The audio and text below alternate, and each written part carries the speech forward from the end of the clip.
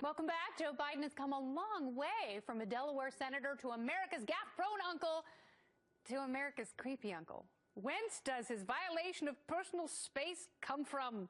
And what about John Travolta, vice president of Hollywood? Well, that's why I have brought on a body language expert, Tonya Reiman. She's going to tell me why are Joe and John so darn creepy. Here she is. Tonya, welcome. Hi. Hi. Well, let's discuss some of these things.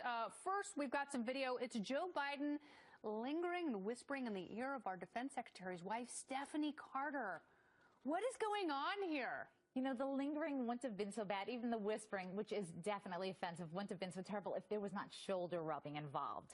This is what he does, though. Yes. So this is what he does. You have to realize he is a touchy-feely person. We see him make these same gaffes over and over again. So is he really the creepy uncle? If he is, he doesn't realize it. You know, is it part of this, like, narcissistic personality? You can see her uncomfortable. Like, she kind of pulls her head away, like she stiffens up. That's not someone who's, like, leaning into the snuggle. I like it. No, there's no I like it there. So when you see that, it's a kind of fight or flight, and if you see, she kind of like sits and freezes instead. Someone get her an Ativan right now. Yeah, exactly. Or Xanax. All right, the Secretary of Defense's wife is nothing compared to the Clear Terry inspired and the daughter of Senator Coons.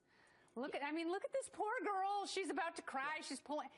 This is classic, because this is classic distance. And what happens is when we're young, you know, you don't realize what you're doing. So we see the defense secretary's wife. She knows she can't move, but this poor child realizes, hey, I'm being invaded. And what does she do? She pulls away. She doesn't want to be nuzzled. Right, of course not. So again, given his history, recognize he's not the creepy old guy. He just doesn't know any better. He hasn't learned. I think that's it. He even went in for the kiss. I mean, you know, he lost his wherewithal. All right, coming up completely. Next, another example of Joe Biden flagrantly disregarding the concept of personal space.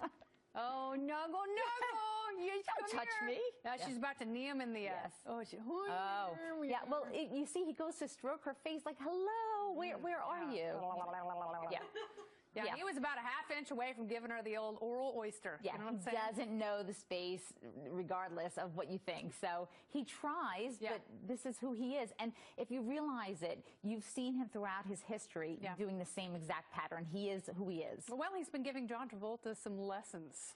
Here he is planting a thumb flag on Idina Menzel's chin at this year's Oscars. What's up with that? I mean, this was flagrant. Now, the thing is, this was supposed to be made up. Okay, so if you speak to his agent, they say, oh, this was prepped. You cannot feign that kind of discomfort, actress or no actress. There was intent. So she pulls back. Trying so hard to smile. She was so freaked looking out. At the audience as if, please help me, come to my aid. But you know what? Even looking at the audience kind of break that connection, because what she's doing then is saying, hey, I need some space. So if I can turn this way, it breaks the connection. Maybe it'll make it all better. Yeah, it did. And this was definitely an invasion. And it's such a personal thing. This is so intimate to touch the face. Well, speaking of which, John Travolta kissing Scarlett Johansson's cheek while the starlet silently prays for a personal force field. Yeah.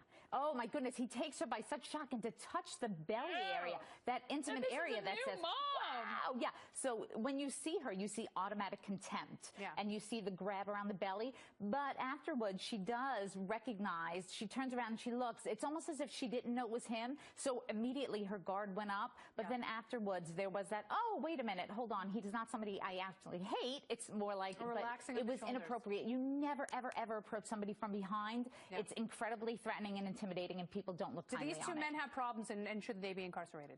Not incarcerated, but they definitely need some awareness. You know, you have to go off autopilot and become body language aware. I will give them awareness counseling. Tonya, thank you so much. Thank you. Loved it. Fascinating. And thank you so much for watching tonight's show. Follow me on Twitter at Kennedy Nation. You can find the show on Facebook, Kennedy FBN. Email kennedyfbn@foxbusiness.com.